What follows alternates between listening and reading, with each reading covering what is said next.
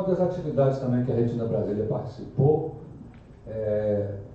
foi um evento, uma feira, né, das entidades que trabalham com doenças raras, não lembro o nome exato agora, mas a pessoa que eu vou convidar, Mutirão da Saúde.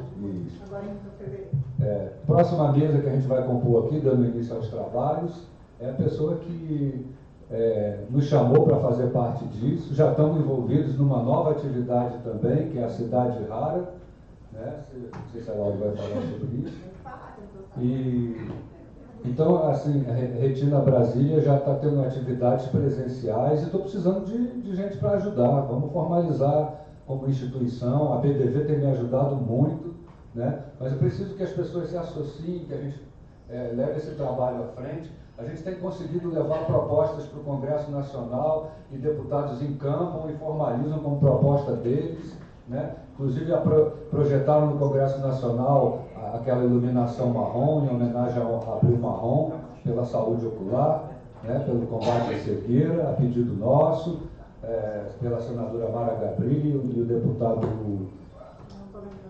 Zacarias Calil.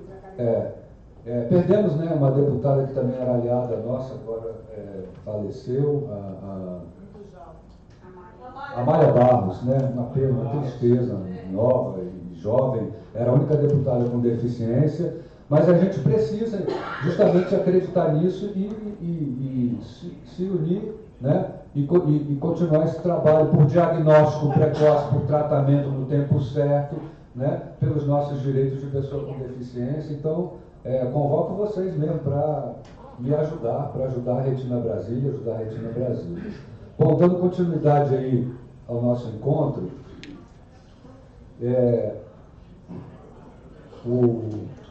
a próxima mesa é sobre os direitos dos pacientes raros. E aí eu convido para a mesa Lauda Santos, da Febra Raras e da Amave Raras, né? Ela compõe duas instituições. Inclusive, Febra Raras, a Retina Brasil também é afiliada, também faz parte. E anunciar aqui a presença da Fernanda Fernandes, lá do gabinete da deputada Rosângela Moro, que até o último minuto estava se esforçando para estar presente nesse evento, né? Eu vi que ela deu muita importância, abraçou esse evento, essa causa nossa, não conseguiu, mas aí ontem, ainda de noite, recebi o vídeo dela do que será a palestra dela, que infelizmente não vai poder ser presencial, mas gravou o vídeo e nos enviou, né? Então, queria agradecer a presença aí da Fernanda Fernandes. E também está aqui no auditório a Santuza Santana, presidente do Instituto ITEC Raras. Eu convido a Santuza para compor a mesa aqui com a gente. Não estava combinado, não estava previsto, mas é uma honra tê-la aqui. E se você quiser, venha compor a mesa com a gente também, porque esse tema tem tudo a ver com o Instituto também. Vou passar então o microfone aqui para a Lauda. A Lauda Santos. Lauda, você prefere que eu exiba o vídeo primeiro da deputada? Fique à vontade. Então podia ser, né, gente? Que aí a gente. A Lauda já assiste também, a Santuza também.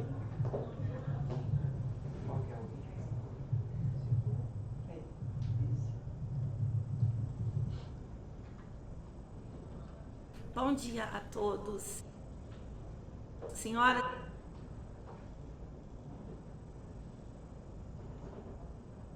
Bom dia a todos, senhoras e senhores. É um prazer muito grande estar aqui hoje nesse importante evento.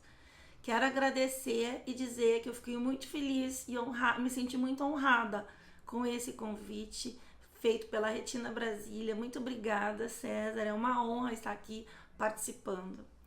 O tema doenças raras merece muito a nossa atenção. Os números nós todos conhecemos, são 6 a 8 mil doenças catalogadas. No Brasil, esse universo de pessoas acometidas por alguma doença rara tem um número impressionante, 13 milhões de pessoas, e nem todas as doenças estão com os seus devidos protocolos absorvidos no SUS. Como parlamentar e presidente da Frente Parlamentar de Inovação e Tecnologia em Saúde para a Doença Rara, nós assumimos um compromisso de elaborar boas políticas públicas, políticas baseadas em evidências, e por esse motivo são de ambientes como esse que está acontecendo aqui agora, que nos traz as informações, os dados e as necessidades. Então, para que a gente possa elaborar boa política, nós precisamos desses eventos, do conhecimento dos senhores, para que a gente possa avançar. Na frente parlamentar, nós temos a preocupação com o diagnóstico, em acelerar medidas que possam acelerar o diagnóstico de toda e qualquer doença rara. Nós temos a preocupação com o acesso a medicamentos e a tratamentos, isso para para as doenças que já têm um tratamento, que existe um tratamento. E nós temos também a preocupação com as doenças que ainda não têm um tratamento. E a nossa frente parlamentar trabalha possibilitando esse ambiente de pesquisa clínica e inovação de tecnologias para doenças raras. Nós acreditamos que através da pesquisa clínica é essencial, e é através da pesquisa clínica que novas terapias, novos tratamentos vão surgir, e é esse o trabalho que nós estamos desenvolvendo junto à nossa frente parlamentar. Faço parte também da Comissão da Saúde, da subcomissão específica de doenças raras. Ela trabalha junto com, no seu nome e sua composição, ela trabalha junto com o tema dos autistas, com o transtorno do espectro autista, mas eu assumi a subrelatoria específica das doenças raras. Nós estamos programando, o nosso planejamento inicial é mapear todos os projetos de lei em trâmite na casa, e acreditem os senhores que são muitos com assuntos repetidos, muitos protocolizados ainda antes da nova lei da pesquisa clínica, recentemente aprovada.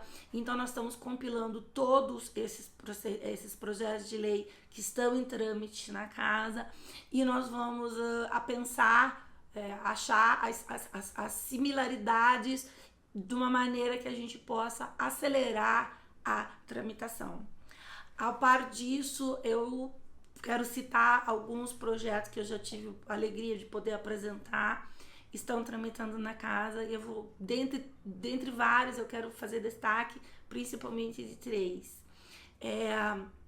O primeiro deles, que eu gostaria de destacar, é a alteração da composição da Conitec, porque justamente acreditando que a boa política e a solução para as doenças raras vai partir de ambientes de estudo e de ambientes de experts como esse que estamos aqui hoje, para que a composição da Conitec preveja uma cadeira da Associação de Pacientes Nacional que vá tratar daquela determinada doença.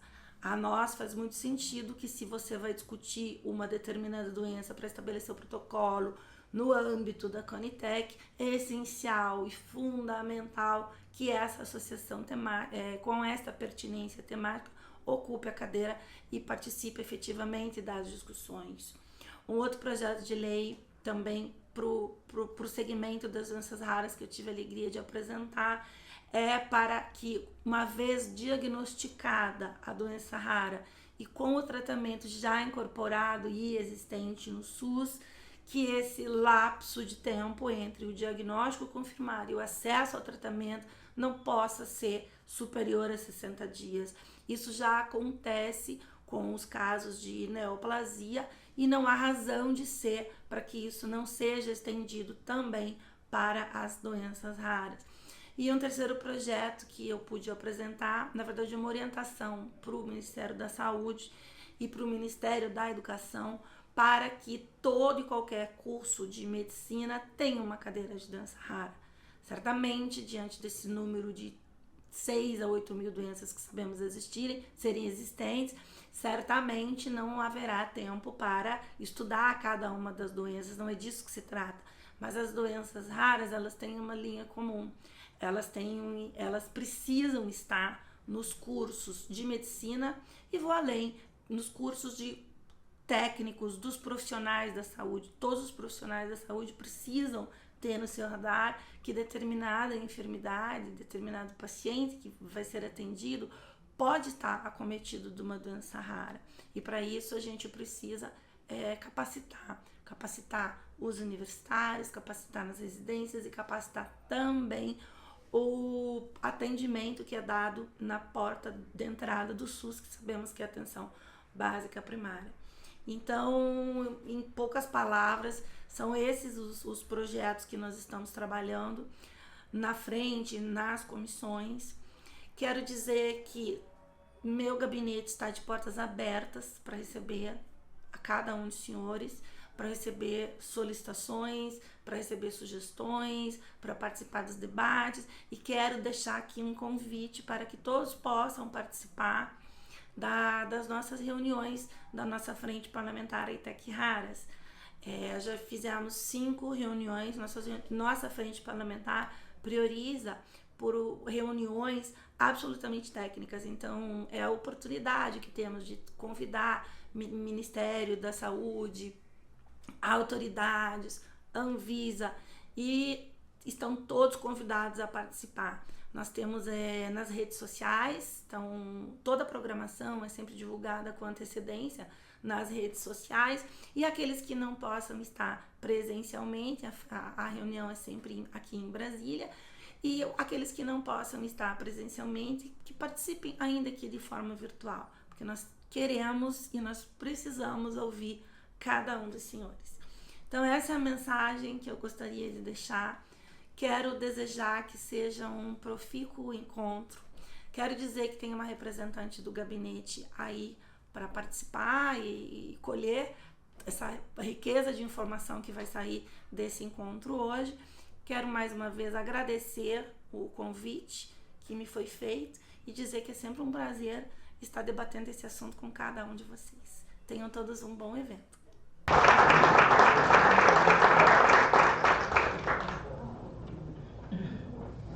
Gente, a gente que opinou por receber o vídeo ao invés da deputada participar de forma online, porque a gente teve receio de ter problemas técnicos, e eu queria priorizar a gravação também, né? Porque a gente tem uma limitação do auditório e gravando, mais pessoas vão ter acesso ao conteúdo, né?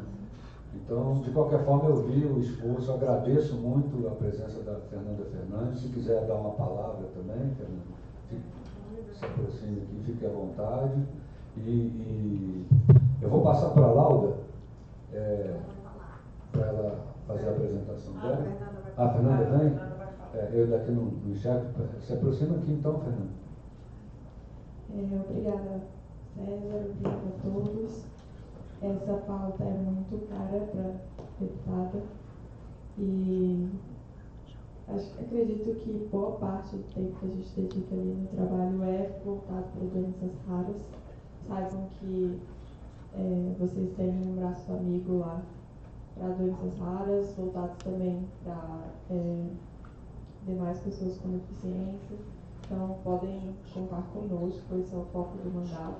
A gente trabalha com isso diariamente, fazemos muitos eventos sobre isso, fazemos projetos de lei, relatamos projetos de lei de outros parlamentares, e também questionamos o Ministério da Saúde e autoridades competentes quando necessário. Bom, então, contem conosco, estou aqui acompanhando. Obrigada.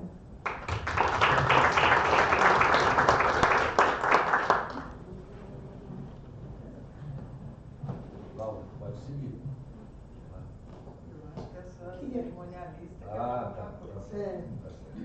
A Lauda Santos, ela é presidente da Amavi Raras, cofundadora e vice-presidente da Febra Raras, idealizadora do Espaço Mundo Raro, formada em secretariado executivo e pós-graduada em gestão de projetos, voluntária há 35 anos no terceiro setor. Gente, claro. Primeiro, Bom dia a todos. Bom dia. Bom dia. Faço isso para que vocês me localizem aqui à mesa.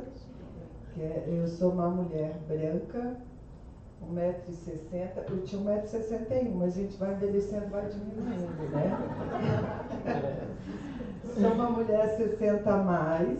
Não parece, eu tenho cara de 20, mas eu tenho 60 a mais, tá? Deixa eu ver aqui meu peixe, né, gente? Sério.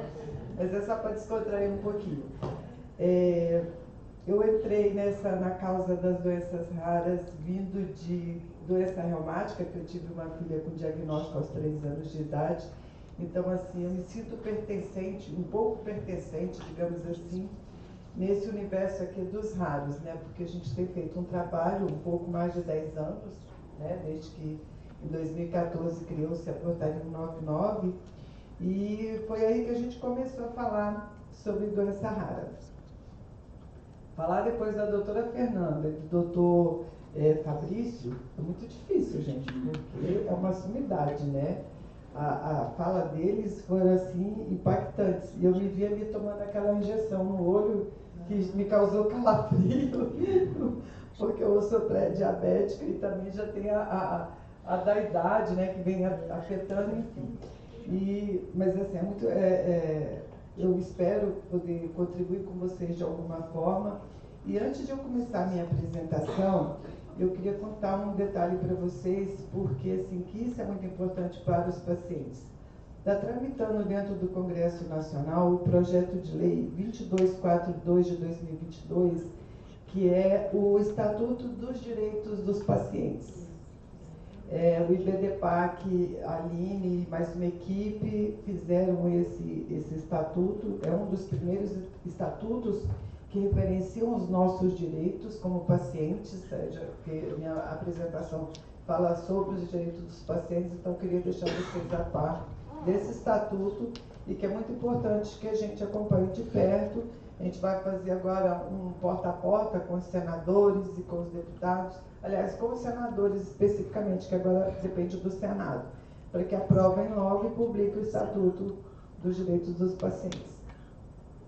Também quero falar de uma consulta pública número 20, aliás, que ela encerra agora no dia 28 de maio, que ela fala de NMO, neuromielite óptica.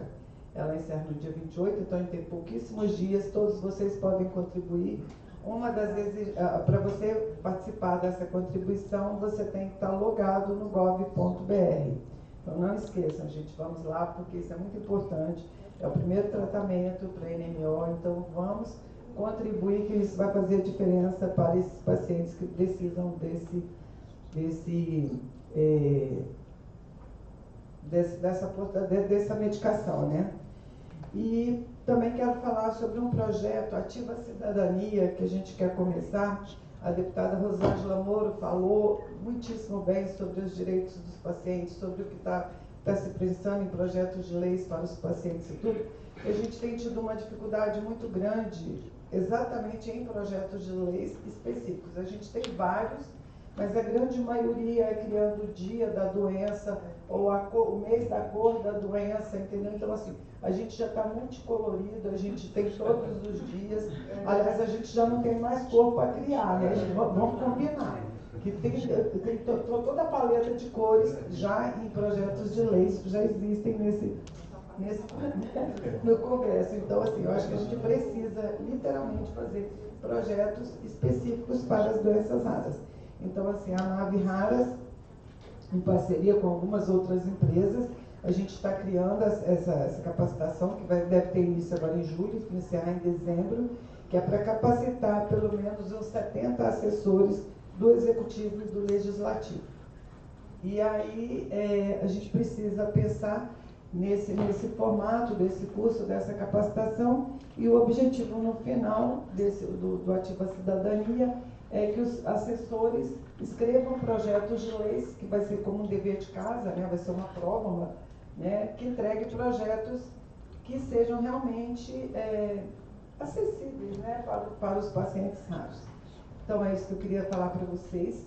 Agora, vamos aos direitos dos pacientes, que a gente sabe que a gente tem o direito desde o útero, né? Porque tem a triagem neonatal, que Brasília é referência. Nós estamos triando 62 doenças. Estamos trabalhando a possibilidade de triar também outra doença, que é a mucopolissacaridose tipo 2. Então, a gente está trabalhando isso muito ativamente. Então, se um bebê é detectado no útero ainda, na gestação, ele já tem os direitos garantidos, tem muitos tratamentos que ainda já pode ser feito intraútero. Então, nossos direitos estão por aí. Agora vamos lá. Sou eu que mudo aqui, né? É isso? Bom, a Amaviharas, ela foi fundada em 2011. Nós estamos aí na estrada há pouco tempo. Somos, acho que assim, se for pensar, uma das mais novas ainda das associações aqui no Distrito Federal. Tem outras já que estão há mais tempo na estrada, enfim. Mas a gente tem feito um trabalho bem bacana e eu espero, assim, que o objetivo da AMAV nunca foi trabalhar sozinho. Tanto é que nós trabalhamos em rede. Nós temos uma sede que é o Espaço Mundo Raro, na 106 e 107 Sul, atrás do Cine Brasília. Quando vocês quiserem passar por lá, tomar um café conosco, lá é totalmente acessível. Estão todos convidados, fiquem à vontade para nos visitar. Bom, quando a gente fala da jurisprudência, ela tem as suas características, tem a garantia, a proteção dos direitos das pessoas com doenças raras.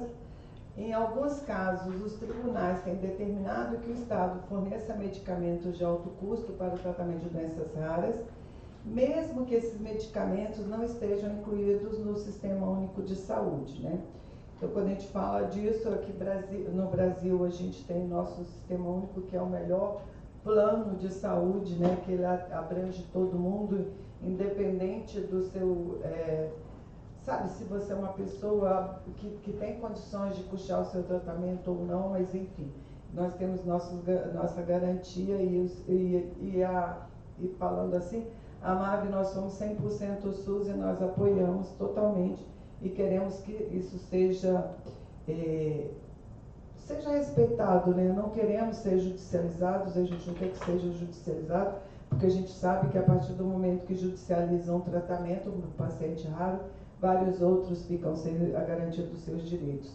Então, por isso que a gente trabalha muito ativamente para que sejam incorporados tratamentos no Sistema Único de Saúde. A gente faz questão de ter futuramente, se Deus quiser, e a deputada está ajudando a gente nisso, para que a gente tenha assento na Conitec. A Febre Raras, ela tem 80 associadas de norte a sul do Brasil, então a gente tem referência para participar de uma comissão do porte da Conitec. Então, esses são os nossos... E sabe que a gente está buscando isso já desde a fundação da Febre Raras, que foi em 2019. Bom, falando dos direitos do paciente com doenças raras, eles podem variar de acordo com as políticas de saúde. E no Brasil, esses direitos são fundamentais, eles incluem, vamos lá, atendimento especializado.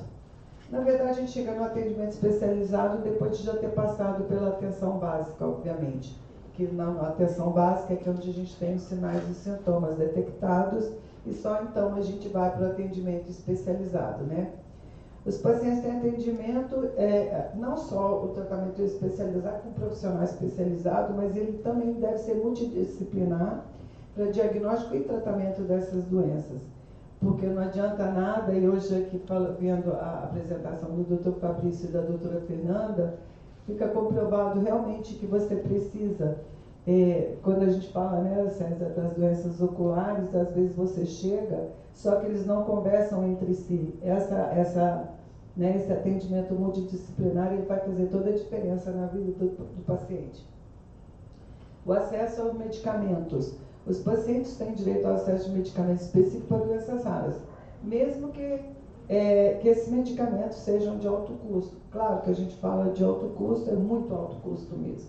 Tem medicamento aí que passa dos 10 milhões, é uma coisa absurda, né? É muito difícil para a gente, porque quando tem, e que não está no SUS, que precisa judicializar, e você imagina a tormenta que esse paciente passa.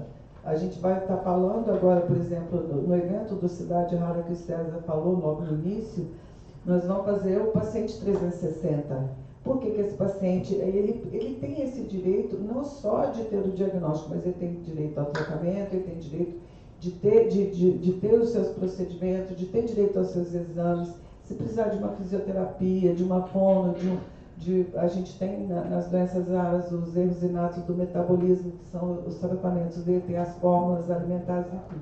Então a gente tem que pensar de forma global, né? Apoio psicológico e social, gente. A gente tem falado muito a gente não tem preocupado, na verdade, muito com as doenças mentais. Por quê? A partir do diagnóstico, a gente sofre demais, porque o paciente tem um diagnóstico, não sabe o que fazer com aquilo, a família entra em desespero, todo mundo adoece junto. Então, assim, a gente precisa pensar nas dores da alma, né, que causam nas pessoas a partir do diagnóstico.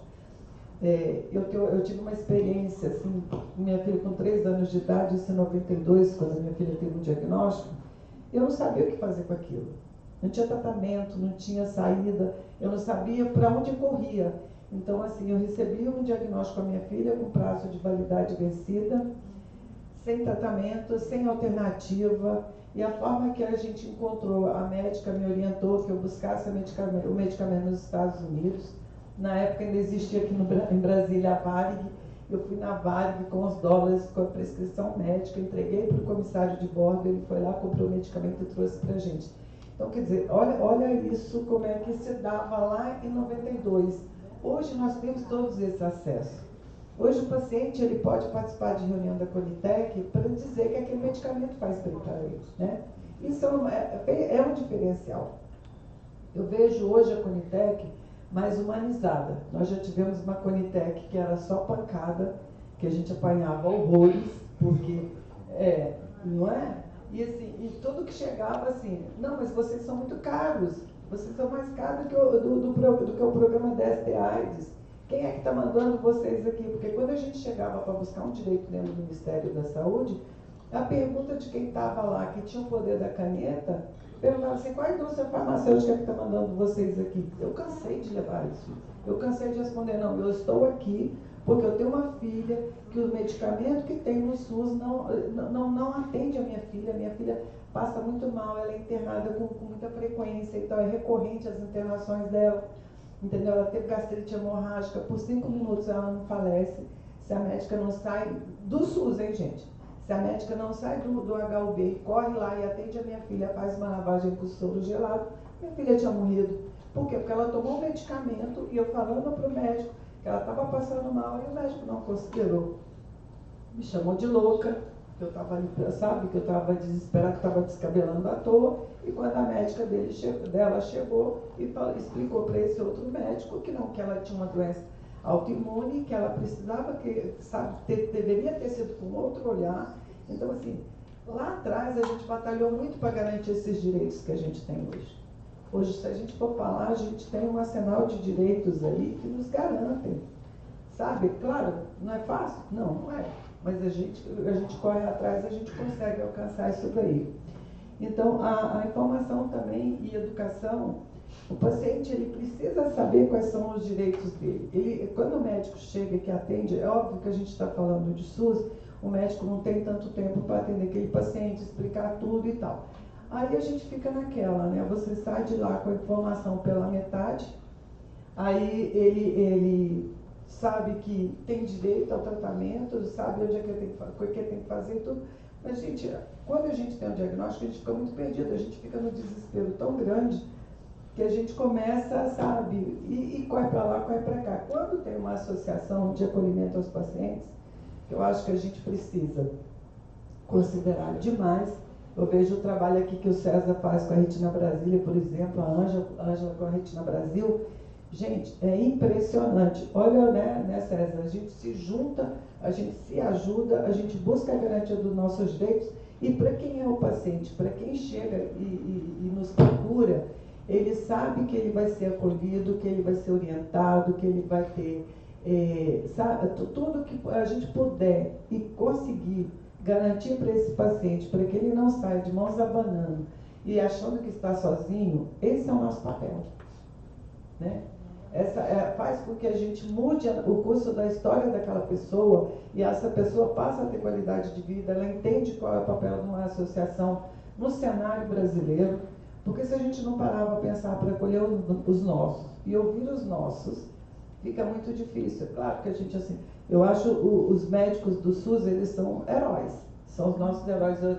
Eu fui convidada essa semana para fazer parte de um podcast, Os Heróis Sem Capa, né? Eu achei super interessante o nome do podcast, porque nós somos os heróis sem capa. Mas de jaleco. De jaleco, exatamente. Isso que são os médicos, né?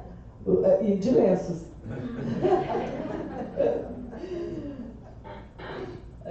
O acesso aos benefícios sociais.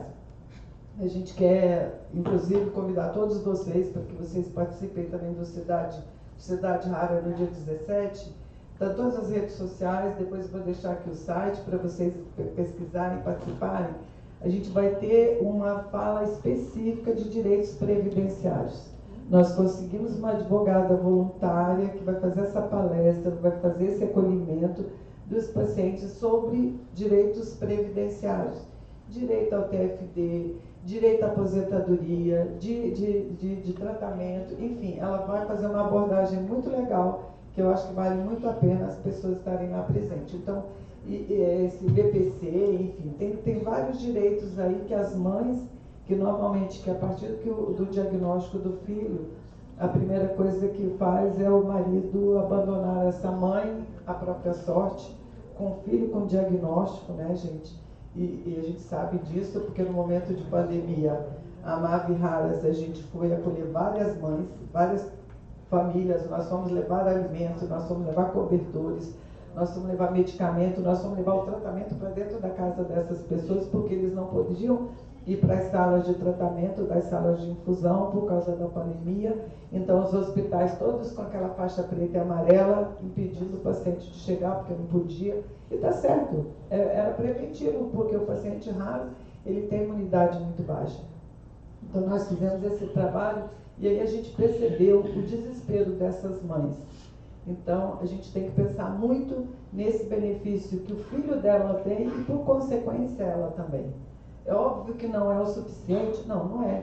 Mas também nós temos projetos de capacitação para essas mães, de profissionalizá-las, para que elas possam trabalhar dentro de casa e cuidar do seu filho e poder manter o seu lar. Porque, assim, a primeira coisa que acontece é o abandono, né? A proteção também contra a discriminação. Muita gente olha para às vezes, eu até ouvi isso ontem no salão, fui fazer minha unha, né? E aí a menina foi falando assim, gente, eu vi o cara bêbado, não sei o que, o cara andando todo assim, parecendo um zumbi e tal. Eu falei assim, mas será que você acha que ele era um bêbado? Ele pode ter uma doença rara, a gente tem paciente com ataxia que anda, sabe, cauticando, aquela coisa toda, e anda parecendo um zumbi, várias outras doenças raras a gente tem que causa essa aparência na pessoa. Você já parou para pensar que essa pessoa pode ser uma pessoa com algum tipo de doença? Então, para e pensa. Aí falei para ela sobre a epidermólise bolhosa, que eu falei que a discriminação é muito grande, que todo mundo acha que é contagioso. Não é, gente. A gente tem que parar para pensar, para a gente não ter essa discriminação, não descartar as pessoas, não ouvi-las, não cuidar delas. E assim, é diferente. A gente precisa, eu acho que assim, quando eu penso em proteção e contra a discriminação, eu acho que a gente tem muito que olhar para o lado, né? Não julgar de cara, porque nem sempre é o que você pensa que é. Então, a participação em pesquisa, eu lá atrás, também logo que a gente começou a ter as pesquisas para as doenças reumáticas, todo mundo falava assim, eu não quero ser cobaia, eu não isso, eu não aquilo, eu vou ser cobaia. Mas eles não tinham oportunidade de serem orientados da importância da pesquisa clínica. Eles não eram informados do resultado final, eles não eram, sabe, eles só assinavam um termo lá que autorizava fazer a pesquisa, daí mais nada. Aí eles voltavam chateados porque assim, não entendiam o que era uma pesquisa clínica. Então a gente precisa, o país não só precisa investir em pesquisa clínica, mas também chegar para toda a pesquisa e para quem está sendo pesquisado, de que ele deve ser informado de todo o trâmite, de todo o processo, todo o passo a passo dessa pesquisa. Então, a gente precisa pensar nisso. O registro de medicamentos órfãos. O Brasil ele tem o registro do medicamento que é feito pela Anvisa. A gente tem um exemplo aí de um medicamento que já está há 4 anos na Anvisa, passa para lá, passa para cá, roda de tudo quanto é departamento, e esse medicamento continua sendo avaliado por técnicos. Esses técnicos nem sempre entendem o efeito daquela medicação. Nós ouvimos, por exemplo, de uma técnica que deveria ser feita uma biópsia enquanto o paciente estivesse usando o medicamento. Ou seja, abriu a cabeça da pessoa enquanto ela terapia-alvo está indo. Entendeu? Então, são coisas assim que a gente fica muito preocupado. Aí leva-se 4 anos, depois vai para a precificação, depois vai para possivelmente ser solicitado a incorporação do PCDT. Aí mais tanto tempo, 2, 3 anos, e depois mais os meses para poder incorporar, para poder dispensar para o paciente, isso virou-se 10 anos. Então a gente precisa ser mais célere, a gente precisa ter essa garantia, a gente precisa pensar nisso. E para doenças raras tem muitos tratamentos que são as chamadas drogas órfãs, que muitas vezes precisam ser judicializadas para que o paciente tenha direito ao seu tratamento. Atendimento integral e humanizado. Eu acho tão bacana, porque assim, a gente que é de associação de pacientes, a gente está sempre dentro dos hospitais, né? A gente está dentro da atenção básica e da especializada, a gente tem parceria, a gente fecha com os médicos, a gente fecha mesmo, literalmente. A gente chega e conversa com eles, então a gente faz esse trabalho muito legal e eles são muito humanizados. Eu vejo médicos que eles frequentam a casa do paciente. Eu acho super bacana, gente. Olha que diferença. Você ter liberdade de conversar com o seu médico, de ser orientado, de ter sua garantia. Então, isso faz totalmente a diferença e a qualidade de vida desse paciente é, com certeza, transformada. Informação e educação. Que a gente fala, né, que eu acabei de dizer, que é importante que o médico diga quais são os direitos que esse paciente tem, qual a condição de tratamento, como é que deve ser feito, como deve ser armazenado, porque também tem muita gente que não tem como acondicionar um tratamento de alto custo, que tem que ter o gelo seco, tem que ter a geladeira propícia, tem que estar na temperatura ideal, enfim. Então, são muitas coisas que a gente precisa pensar e o médico precisa orientar esse paciente como isso deve ser feito. Quando não tem condições que o médico faça isso, normalmente a gente se disponibiliza, a gente acolhe esse paciente, o familiar, a gente dá todas as orientações. Eu tenho, inclusive, procuração de paciente que eu busco medicamento na farmácia de alto custo, devolvo lá no hospital da criança, ou aonde ele for fazer infusão, ou na sala de infusão do Agarran. Então, a gente sabe que armazena direitinho, entrega direitinho, porque exatamente são pessoas que vêm do entorno e às vezes não têm o que comer. Imagina como guardar um medicamento de alto custo, entendeu? Então, a gente faz esse trabalho muito junto com os pacientes e com os familiares, né? Eles têm que ser muito bem orientados a respeito. Eu estava falando das associações de pacientes, a gente faz muita garantia desses direitos dessas pessoas raras. E na AMAV, por exemplo, como a gente tem os raros e tem os crônicos, enfim, todo mundo que chega a gente acaba abraçando, a gente leva para dentro lá do espaço, a gente tem uma cozinha ampla, a gente leva, toma cafezinho, assa um pão de queijo, a gente interage ali com eles, eles saem felizes da vida e são super bem-vindos. Então, assim, e a gente pressiona o Estado. A gente quer a garantia desses pacientes, a gente não quer, e eu acho que é muito salutar a gente pensar em acabar com judicialização para garantir que todos tenham acesso ao tratamento. Mas a gente sabe que não é possível, né? Como dizem, o cobertor é curto, né, Santuzi? O cobertor é curto, não dá para cobrir, ou você cobre a cabeça ou você cobre os pés. E a gente sabe que o orçamento da saúde, acontece certas coisas no caminho que a gente acaba muitas vezes não tendo essa garantia.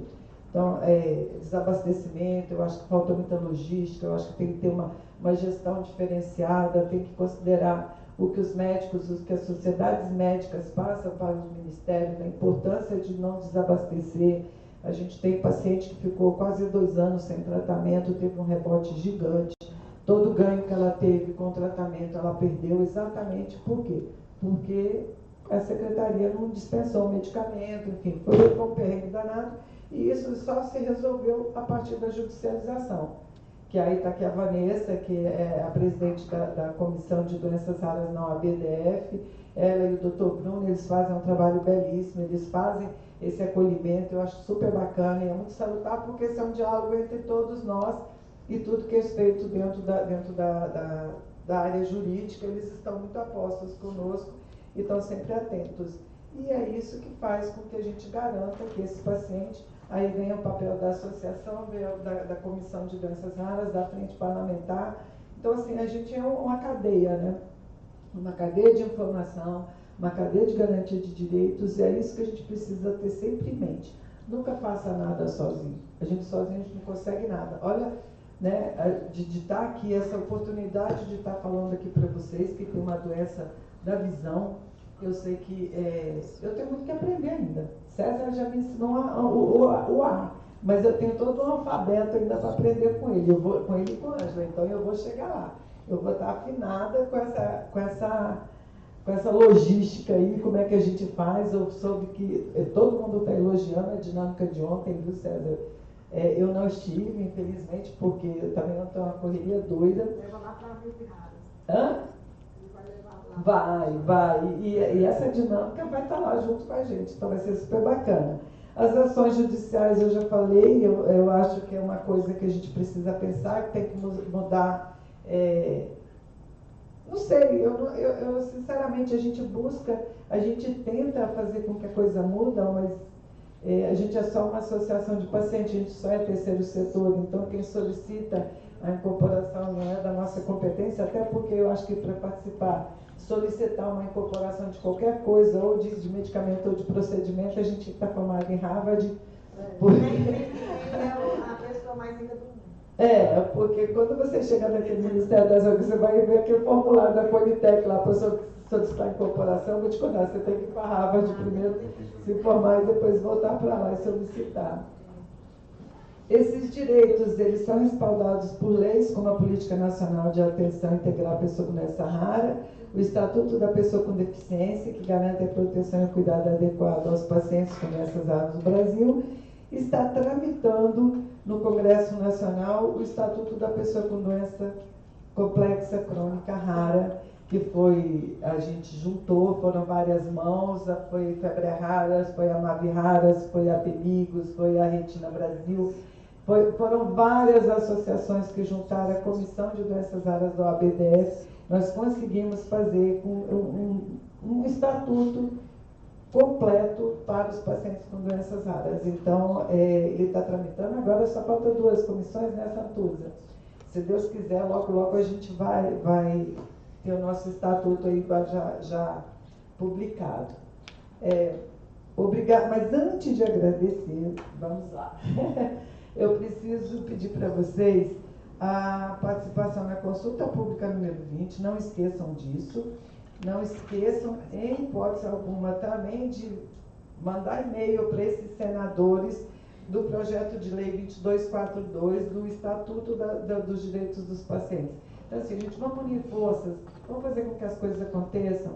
Não esqueça, a consulta pública número 20, ela encerra dia 28 agora, de maio. Então, a gente tem que correr para poder garantir esse atendimento, esse direito do paciente com MMO.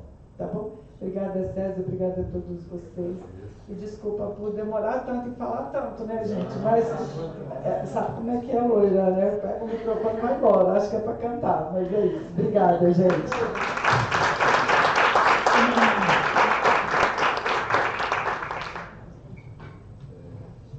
Antes de passar a palavra aqui, eu queria agradecer muito a tua palestra, empolgante. E quando você falou desse projeto do Estatuto, semelhante, gente, ao Estatuto da Pessoa com Deficiência, né? Para a gente tem a mesma importância, que quem tem Stargardt, como eu, quem tem retinose pigmentar e quase todas essas doenças que trouxeram a gente até esse mundo da deficiência, elas se classificam como doenças raras, né? Então isso atinge a todos nós. Vamos nos mobilizar e vamos para lá, para o Senado, visitar esses gabinetes, né? Fiz em outros momentos aí, pode sim. Deixa eu só fazer 2 convites para vocês, aliás, 3. No dia 16 de junho, de 9 às 17, na altura da 210, 211 Norte, vai estar acontecendo Cidade Rara, Eixo 2024, passeio de 360 graus. Estejam lá que vocês vão adorar, vai ter dinâmica do César, vai ter dinâmica da Apemigos, e assim, vai ser super divertido, tem um monte de atividade para a criançada, pula-pula, pinturinha de rosto, não sei o que lá. Quem tiver seus filhos pode levar para lá, seus pets também, porque a gente vai ter um stand de pets. A gente vai ter o stand da Comissão de Doenças Raras também, para atender vocês, entendeu? Para garantir dos direitos. E no dia 17, na 510 Norte, vocês vão participar também de uma atividade, vai ser o dia inteiro também, com muita coisa boa, que é a continuidade do Cidade Rara, mas com 2 eixos. Na parte da manhã a gente vai ter vários juristas, enfim, que vão falar sobre doenças raras, que vai falar sobre doença de pets, que agora a gente é todo mundo junto, né, gente? O ecossistema está tudo unido, é muito legal isso daí. E no dia 18, lá no Espaço Mundo Raro, a gente vai ter um atendimento médico para orientação e prescrição, avaliação de pacientes que precisam do uso do canabidiol. Nós fizemos uma parceria com a Flor da Vida e eles vão estar lá com o médico para poder fazer esse acolhimento. Então, vocês estão todos convidados e também no dia 17 nós vamos ter o espaço com coffee break, com o almoço. A gente não vai sair de lá, a gente vai passar o dia todo mundo junto, trocando informações e aprendendo muito, pode ter certeza.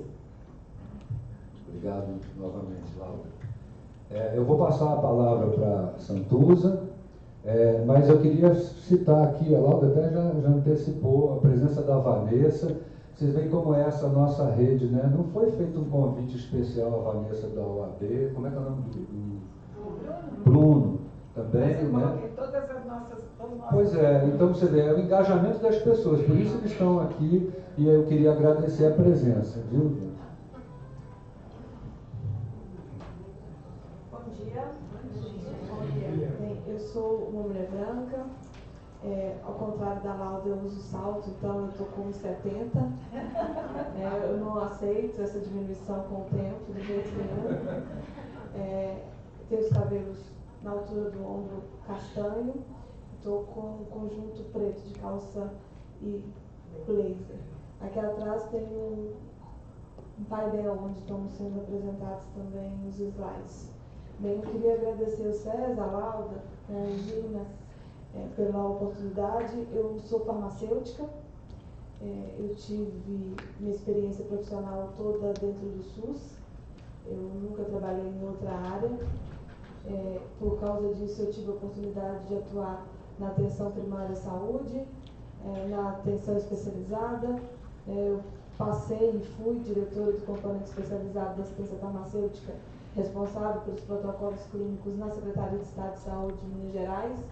Passei também pelo Ministério da Saúde e hoje eu estou presidente do Instituto DNA Saúde aqui em Brasília e também trabalho na área de acesso na empresa Elite Health. E o que a gente faz hoje, em relação aos direitos? Eu sou de Minas, vocês vão ver aí de vez em quando algum sotaque, algum termo do mineirês. Eu sou de um município com menos de 5.000 habitantes, no interior de Minas Gerais, e eu convivi muito cedo com a busca e a peregrinação, a navegação, que a gente está chamando hoje, em relação à saúde. Minha cidade, ela chama Paulistas, ela fica na região de Governador Valadares, uma cidade que fica a 300 quilômetros de Belo Horizonte, a 200 quilômetros de Governador Valadares, a 195 quilômetros de Diamantina. Minha região, até hoje, ela é considerada um vazio terapêutico, um vazio assistencial. né? A gente, por ser uma região com cidades muito pequenas, a gente não tem também grandes centros de referência. E a minha região, a minha cidade, ela faz parte das 10 cidades da região do Cerro, né? Muitos de vocês já devem ter ouvido falar do queijo do Cerro. Então, minha cidade é a última cidade ali da região que tem, e pode ser, tem a denominação desse queijo do Cerro. E por que eu estou falando isso? Porque na década de 80, quando eu nasci, 90, meu pai era queijeiro. E todos os domingos à noite, né, o sábado e domingo, eu convivi com meu pai preparando o caminhão com queijo para levar para Belo Horizonte. E praticamente toda semana chegava alguém pedindo carona para o meu pai para ir para Belo Horizonte para fazer tratamento de saúde. Porque na região não existia acesso, principalmente a especialistas. E em 1988, né, com a reforma sanitária e com a Constituição Federal, isso acabou, né? O artigo 196 da Constituição, ela fala do direito de todos e do dever do Estado, mas ela vai além, ela não finaliza ali na vírgula. Ela fala da questão da participação das pessoas na construção de políticas públicas de forma ativa, pensando não apenas na promoção da saúde e na prevenção de doenças, mas no restabelecimento da saúde, e tudo isso discutindo ativamente a questão financeira e social. E eu vivi isso no interior de Minas, né, um estado com 853 municípios, e que realmente a assistência à saúde era totalmente limitada. E por causa disso, acredito, né, que eu vendo o SUS mudar essa realidade, as pessoas deixaram de pedir carona para o meu pai e começaram a ter assistência na minha cidade. No primeiro momento com dificuldade, porque os médicos não iam para o interior e a gente não tinha um quantitativo médico suficiente para atender todos os municípios. Mas com o tempo e a qualificação dos profissionais e a participação das pessoas em relação à construção do Sistema Único de Saúde, a gente viu isso mudar. Eu sou uma obcecada pelo SUS, como eu disse, eu nunca trabalhei em outra área, mas eu também vejo os problemas do SUS, né? Eu vejo e passei a minha vida toda tentando, de alguma forma, melhorar o sistema. E uma coisa que eu posso garantir para vocês, que todos os avanços que a gente teve em várias áreas do SUS foi por causa da participação das pessoas. A participação das famílias, a participação dos profissionais de saúde, a participação dos pacientes. Porque o SUS, ele não é uma pessoa com quem a gente agenda uma reunião para pedir um tratamento, para pedir um medicamento, para pedir uma cirurgia. O SUS são processos. E esses processos, como a Laura disse, começam na atenção primária à saúde. E depois da atenção primária à saúde, com o atendimento multidisciplinar da equipe de saúde da família e com os outros profissionais da equipe multidisciplinar, ele avança para a atenção especializada ou para a urgência e emergência. Então, para a gente conseguir mudar o SUS, a gente precisa conhecer o SUS. Eu sou a favor que o SUS seja, não na faculdade, mas ela seja uma matéria obrigatória desde o pré-primário das escolas. Né? Porque as pessoas, elas precisam crescer tendo orgulho do que a gente fez. E mais do que isso, elas têm que crescer entendendo o papel delas para evoluir o SUS. Porque, diferente do que muita gente acha, o SUS ele nunca vai ser completo, ele nunca vai ser perfeito. Por que ele não vai ser? Porque a gente evolui. A indústria farmacêutica evolui, como a Laura falou, em 92 tinha que buscar o medicamento nos Estados Unidos. Hoje a gente tem um medicamento incorporado ao SUS, vários. E isso aconteceu por quê? Porque existem processos. E as pessoas, a partir do momento que elas começaram a conhecer esses processos, elas passaram a participar ativamente. Que processos são esses? Né? Os processos de incorporação de tecnologias de saúde ao SUS. E não estou falando aqui só de medicamento. Né? Eu estou falando de exames diagnósticos, procedimentos, cirurgias e tudo o que a pessoa, que é a razão de ser do SUS, precisa. Então, o SUS ele só vai evoluir se as pessoas que precisam do SUS conhecerem e participarem. Porque a gente nunca vai ter tudo para todo mundo. A gente precisa buscar e participar das discussões para a gente garantir tudo para todo mundo que precisa. E tem uma grande diferença nessa questão da universalidade, porque eu preciso do SUS todos os anos, do meu exame, né, que eu tenho que fazer com o ginecologista, porque eu sou SUS dependente. Eu não tenho plano de saúde. E não tenho nada contra plano de saúde, tá? É só porque eu acredito no SUS e se ele tem que funcionar, ele tem que funcionar para todo mundo. E eu faço isso, né, com uma forma de garantir, né, que os processos aconteçam. Então, por conhecer o fluxo do SUS, eu nunca tive uma negativa, porque eu conheço o fluxo. Então, eu quero que todas as pessoas conheçam esse fluxo também. Né? Então, eu preciso desse exame.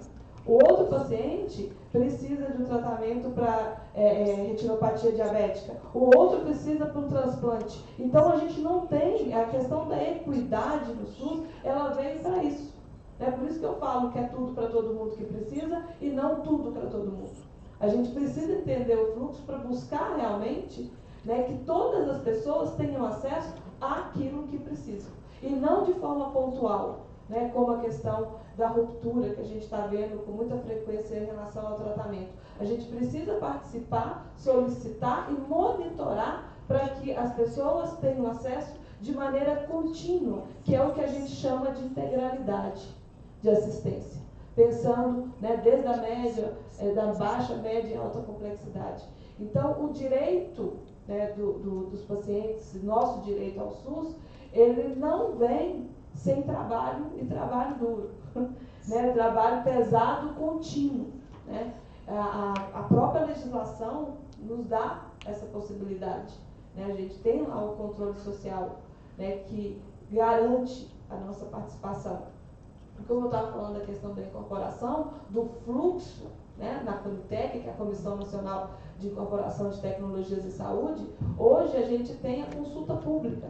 Até 2017, era comum eu ouvir de profissionais, de pacientes, né, de gestores, de políticos, que não adiantava nada, que aquilo era para inglês ver. Né? Não, vamos fazer lá, vamos colocar 10 dias, 20 dias, ninguém vai participar, não vai influenciar, e a gente cumpre o que está na lei e tudo bem. De 2018 para cá, a gente teve um salto absurdo em relação à consulta pública e à participação qualificada. Porque a gente precisa ter volume, sim, mas volume qualificado. Né? Entrar numa consulta pública e falar que é direito de todos, dever do Estado, isso não é uma contribuição que vai realmente surtir efeito. A contribuição que vai surtir efeito é a contribuição onde vocês relatam o benefício que aquela tecnologia está trazendo para vocês, né? Para o paciente. O paciente, uma vez eu escutei um paciente que tinha hipertensão arterial pulmonar, ele falando que ele participou, fez uma contribuição, e a contribuição dele foi o seguinte: eu ficava preso a uma máquina com um respirador dentro da minha casa, depois que eu tomei o medicamento, passei aí receber as pessoas no portão da minha casa. Eu morava na minha casa num quarto, na parte de baixo, e eu pude ir para o quarto que eu tinha construído no segundo andar da casa. Eu passei a eu mesmo pentear meu cabelo. E isso por causa de um medicamento que depois foi incorporado ao SUS. Então, esse relato, o benefício que o medicamento faz com quem usa, ele é fundamental para que as tecnologias sejam incorporadas. Então, essa participação qualificada, ela é importante. E todos nós temos que participar. E além da consulta pública, a gente tem a perspectiva do paciente, que é o momento, que a Conitec ouve os pacientes. Ela chama os pacientes para participar da audiência, onde eles também podem relatar em vídeo, ao vivo, ali com o comitê, quais os benefícios desse medicamento. Então, a gente precisa participar. O direito, de novo, reforço, ele vem com a nossa participação ativa nos processos. E para isso a gente tem que conhecer todos os processos do SUS. A gente não pode esperar que alguém faça pela gente. A gente tem que participar realmente de maneira recorrente, ativa e principalmente, né, dentro também aqui em Brasília, por causa do Instituto, no Congresso Nacional. Porque eu lembro a primeira vez, né, que me falaram assim, não, a Câmara de Deputados é a casa do povo. Falei assim, então vamos exercer o nosso lugar e nosso direito ali dentro. Né? Se a gente tem 513 deputados que representam aí os 26 estados e o Distrito Federal, a gente tem que estar ali de forma ativa para eles lembrarem por que eles estão ali. E quem que colocou eles ali dentro. E quem que eles representam e quais as políticas públicas que eles têm, né, que beneficiar, para quem que eles têm que beneficiar com as políticas públicas e os projetos de lei, que é a população. Então, hoje o DNA Saúde, ele trabalha, né, toda a parte de saúde dentro do Congresso, especificamente na ITEC Raras, que é a Frente Parlamentar. A gente faz a Secretaria Executiva da Frente Parlamentar, a gente tem feito eventos bimestrais em Brasília, dentro do Congresso. Por que dentro do Congresso? Porque a gente quer a participação dos deputados, a gente quer a participação dos assessores, a gente quer a participação das pessoas lá dentro e que essas pessoas levem depois essa discussão para dentro dos gabinetes, porque só assim a gente vai conseguir evoluir. Né? Então, a gente vai ter um evento agora dia 10 de julho e depois, em setembro, dia 10 de julho, dentro do Freitas Nobre, no anexo 4, e no dia 18 e 19 de setembro, no auditório do anexo 2, no Nereu Ramos, a gente vai ter o primeiro Fórum Brasileiro de Doenças Raras e Negligenciadas. Convido, né, todos vocês para participarem. É uma iniciativa, né, que, né, depois eu nem falei isso com a Laura ainda, então primeiro agora estou convidando todo mundo, depois eu vou conversar com ela e com vocês, né, que o objetivo é a gente não limitar a discussão no caso de doenças raras apenas para fevereiro. Né, a gente precisa avançar nessa discussão. Nos 365 dias. Exatamente. A gente hoje está fazendo um levantamento de 351 projetos de lei que estão direto e indiretamente ligados a doenças raras, dentro da subcomissão, né, de raras pela ITEC. Então, o trabalho ele é contínuo, não só de propor, mas de, como a Laura disse, de monitorar e garantir que no momento certo os deputados tenham conhecimento técnico para votar de forma positiva. Por quê? Porque só 44 deputados e senadores são da área de saúde, os outros 850 eles são de outras especialidades, né, outras áreas. Então a gente precisa estar ali de forma contínua atuando nesse sentido para a gente não correr o risco, né, de ter retrocesso. Né, e a gente precisa cada vez mais avançar na pauta de saúde, né, e de doenças raras também. Então, muito obrigada mais uma vez pela oportunidade.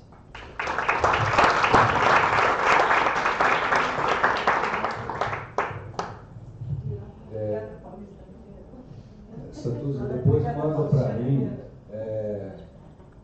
pelo WhatsApp mesmo, a Laura também falou do evento, né? Me manda que eu compartilho com o pessoal e isso a gente vai... A nossa rede de WhatsApp, nós que temos deficiência visual, a gente usa muito o WhatsApp, que é o nosso principal meio de comunicação. Então, eu achei super importante que vocês já trouxeram demandas, né? Gente, eu tenho participado de tanta audiência pública lá no Congresso, às vezes representando a Retina Brasil, me preparo para falar, me esforço, né, para levar a nossa pauta ali com qualidade, e já teve audiência de um tema importantíssimo e não tinha um auditório como esse aqui, sabe assim? Então, a nossa participação lá, não só qualificada, mas também em quantidade de pessoas, tem influência. Nesse caso, a gente enfrenta a problemática de não ser divulgados os eventos no Congresso. Essas coisas você toma conhecimento é hoje e o evento já é amanhã, entendeu? Então, assim, não dá tempo. Tem muito disso, sim. A gente fica sabendo em cima da hora, mal consegue se preparar, ou ter agenda para a gente, e quem dirá para convocar os colegas. Eu ia fazer só um comentário, mas já teve um debate, né? Santuza, você vai colocar seu contato aqui, tá? Bom, primeiramente, assim, parabéns aí, Laura, pela exposição. Eu penso que todos nós estamos nessa sinergia, as problemáticas são as mesmas, as dificuldades, a luta também, por isso que é importante nós trabalharmos em equipe, em parceria, não é mesmo? Porque uma andorinha só não faz verão, né? Interessante, Santos, quando você falou, como eu sou da área da educação, né? E tudo tem que ter educação. Você não começa no ensino superior, nem no ensino médio. Você começa na educação infantil. Né? Até lá na Bíblia, eu gosto de citar isso, diz assim, olha, ensina a criança no caminho que deve andar, para que quando ela estiver grande ela não se desvie dele. Então, há essa importância, né? Entendeu? Então, o que acontece? Você falou palavras processo, eu entendo, né? Navegação, né? Navegação. Interessante que quando eu fui, deixa eu ver se eu apaguei. Você vê a questão da navegação do paciente, não é isso? Dentro do Sistema Único de Saúde, que poderíamos chamar, por exemplo, a trajetória, a trajetória, a jornada, né? Pronto, isso, de navegação, né? Eu acho que trajetória, acho que seria até melhor, sabe por quê? Aí eu fui aqui, vamos ver o que é navegação, né? A gente tem uma ideia. Navegação é você navegar sobre as águas, e eu aprendi que a água não... Se você não souber nadar, você afunda e morre afogado, né? Então, a navegação. Né? E você falou que é importante educar o paciente para ele conhecer, né, sobre as patologias Retina Brasil, em termos da questão da formação dos pacientes, de informar, de orientar, de capacitar na questão do advocacy das nossas lideranças, dos nossos grupos regionais, né? Como vocês acabou de falar, eu estou participando, vocês estão aqui em Brasília, onde tudo acontece, onde tudo começa. Então, como foi falado da Casa do Povo, é muito importante vocês estarem lá. Outra coisa importante é quando a gente está insatisfeito de algo, mas você sabe por quê? Porque você conhece, como você falou, né? Qual é a tua contraproposta? Eu penso assim, mas não sei, mas tem aqui Retina Brasília, tem a Viviraras, como é que é? A Maviraras, desculpa, né? A Febraharas, certo? A Febraharas, para poder ser o agente formador, orientador, capacitador para essas dúvidas, tá? Então, olha só, navegação, né? Por isso que eu gosto mais de trajetória. Navegação, se você não souber nadar, se você estiver no barco, né, pode ser a motor, a remo, e se esse barco vira, né, e se você não souber nadar, você morre afogado. Né? Então, é muito importante essa questão de educar, né, o paciente. Todos nós somos usuários do SUS, sabe, Santana? Porque por exemplo, eu tenho meu plano de saúde, não sei até quando eu espero ter um ralado muito para poder pagar, né? Porque o tratamento que eu faço, de oncológico, ele é altamente caro, tá? Altamente caro. Até então ainda está dando para fazer pelo plano, né? Mas existem muitos tratamentos que pessoas ricas não têm condições de estar disponível no SUS, tá? Olha só, lá no Ceará, mais de um ano atrás, essas consultas públicas, certo? Quando eu falo de consultas públicas, o que vem primeiro na mente de vocês? Vocês já estão mais capacitados, né? Nós estávamos numa consulta pública, disponibilizando, né, nas nossas redes e convidando os nossos associados e todas as demais pessoas a participarem. E é porque a gente orienta, explica o que é e tal. Estava lá. Mas uma senhora ligou para mim, né? O filho dela é usuário do SUS, né, tem doença hereditária da retina, né, tem uma doença amarela. E ela disse assim, dona Ângela, tudo bem? Não é porque eu vi que a senhora compartilhou, né, a Retina Ceará, sobre a consulta pública. Eu queria saber qual é o posto de saúde que eu vou. Entendeu? Aí eu fiquei parada assim, ela está entendendo que a consulta pública, que ela foi lá no posto, fez o registro, solicitou e chegou o dia dela ir para o médico. É isso que ela estava entendendo. Compreende? Olha como é importante você educar o usuário do SUS. Todos nós. Tá? Tem duas colegas aqui que são professoras da instituição aqui do lado. Oi? Tem mais? Que bom, colegas. É muito importante. Cada um aqui é formador de opinião. Cada um aqui é uma pessoa que pode compartilhar o que é a Retina Brasil, o que é a Febre Raras, tá? Esses eventos não é só para as pessoas que têm as patologias. Todos nós somos um potencial para nos tornarmos pessoas com deficiência visual, especificamente nessa pauta, tá? Outra coisa é falar para a mãe, para o pai, para o colega de trabalho, para o colega da faculdade. Nós temos que multiplicar essa informação, passar, tá? Porque senão ela não vai ter sustentabilidade, não vai atingir mais número de pessoas. Como foi colocado aqui, até está bastante representativo hoje aqui, certo? Já estamos amanhã, vamos entrar à tarde com novas informações, porém, por quê? Nós sabemos também da grande dificuldade que tem as pessoas com deficiência visual de sair das suas casas, né? Da sua locomoção, muitos deles precisam de apoio, etc. Até chegar aqui. Então, vocês são os pioneiros aqui, os guerreiros, né? Entende? Então, essa questão da navegação, como é importante nós conhecermos. Muitos pacientes, né, chegam também, é interessante, hoje é sábado, quinta-feira eu tive uma reunião de diretoria, né, com a Antonieta, e eu falei para elas assim, olha, nós temos que fazer, né, umas cartilhas informativas, disponibilizar no site e compartilhar, aí fazer eventos e entregando essas cartilhas. Por quê? As pessoas não sabem como é essa navegação. Elas ligam para a gente para saber por onde é que eu vou para fazer a consulta com o oftalmologista. Né? Ela é usuária do SUS. E aí a gente tem que dizer o passo a passo. Você falou muito bem, né? Você disse que conhece todo o processo. Então você sabe como ir pelo caminho certo. Tá? E essas demais pessoas não sabem. Até porque quando chega lá na unidade básica, né, na atenção primária, que é a porta de entrada do SUS, que é o posto de saúde, né? O que acontece? Pessoas que estão lá também não sabem informar que estão trabalhando. Está entendendo? É como às vezes na educação, vamos pegar na educação básica, o professor tem alunos com deficiência, está precisando de uma formação específica, aí a secretaria, a direção, a coordenação da instituição contrata uma instituição aí qualquer e traz uma coisa até bonita, mas não atendeu a necessidade daquele profissional, do professor que ele está precisando no fundo, no piso da sala de aula. Entendeu? Então, o que acontece? É importante nós conhecermos tudo isso, certo? Para que depois a gente não só reclame, né? Não estou dizendo que não podemos reclamar, sim. E vocês estão aqui em Brasília, né? Tire um dia de lazer e vá passear nos gabinetes, né? Vá passear nas comissões, entendeu? Porque não é fácil, mas olha, gente, eu vou dizer aqui uma coisa para vocês. Ó, só um minutinho, César. Eu quero dizer só dar esse exemplo, concluindo. Ângela, foi através da Retina Brasil, né? Aí você falou alguma coisa de rede, nós temos um trabalho de olhar em rede e de passar os e-mails. Foi você que falou? Foi você, não foi Laura. Tá? Eu não tinha, assim, o que era o político para mim, né?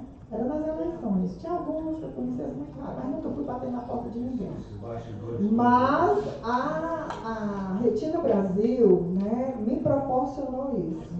Meu trabalho é voluntário, eu não sou uma pessoa desocupada, não me aposentei ainda, né, faço tratamento, atendo outras pessoas com outras deficiências, com autismo, com deficiência física. Já tive que trocar fralda de bolsista minha na universidade, de alimentar, você está entendendo? Mas eu estou aqui. Mas por quê? Pela questão de responsabilidade social, de comprometimento, de amor ao ser humano, tá? Porque eu fui criada num lar de pessoas simples, mas que tinha amor pelo próximo, tá? Então é muito importante a gente unir forças, tá? Porque eu deixei de passar um final de semana para vir aqui, para mim foi melhor.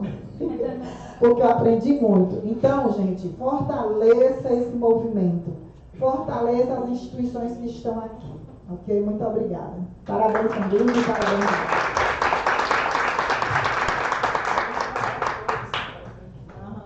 Pessoal, Pessoal, a gente agora tem um intervalo do almoço e vamos entrar um pouquinho atrasado no horário do almoço, mas acho que ninguém ia embora, né? Não, mas vai ter